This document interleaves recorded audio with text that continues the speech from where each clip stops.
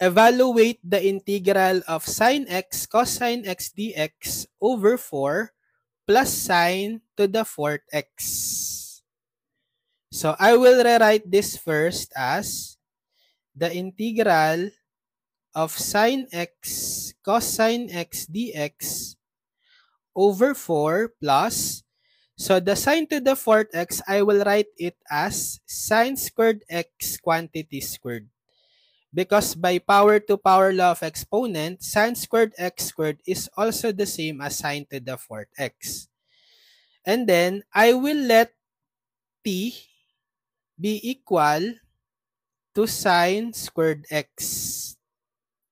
So, I will get the derivative of t dt, derivative of sine squared x. So, we apply power rule first. So, bring down the exponent of sine x, which is 2.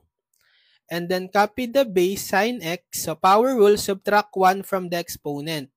So, sine x raised to 2 minus 1, or simply sine to the first or sine x. Then times by chain rule, the derivative of sine x cosine x dx. So notice we have that sine x cosine x dx on the numerator. This one, right? But on the derivative, we just have an extra coefficient of 2, which we don't need. So we can eliminate first the 2 by dividing both sides by 2. So let's divide both sides by 2. We'll have 1 half dt is equal to, canceling out the 2 here, we have sine x cosine x dx. Now let's substitute. So we will have the integral of sine x cosine x dx equal to 1 half dt. Then all over 4 plus sine squared x, that's t. Then raised to the second power, so we have t squared. So we can put 1 half in front of the integral, it's just constant. So 1 half integral of dt over 4 plus t squared. So we can pattern this integral in standard integral formula for yielding inverse tangent, right? Given by the integral of du over a squared plus u squared equal to 1 over a arctangent of u over a plus c. So we just need to write this 4 in a squared form. So we get the square root of 4. So 1 half integral of dt over square root of 4 is 2, and then we square it.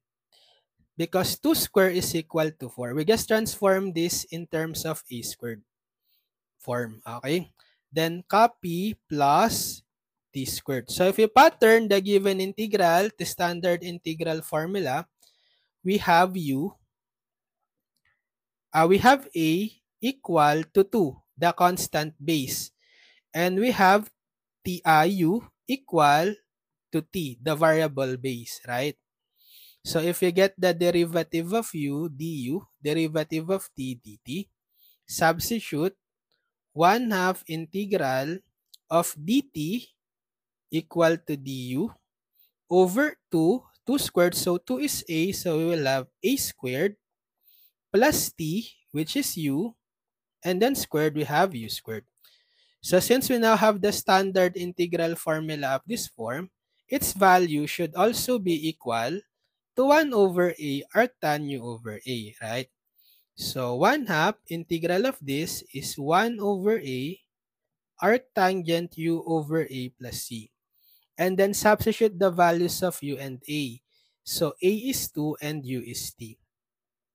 So we have 1 half times 1 over a, which is 2, arctangent of u, which is t, over a, 2, plus c.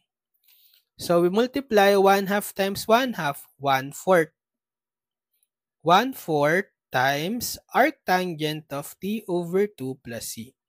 Then the final step, we substitute back the t in terms of the original variable x because we let u equal to sine squared x, right?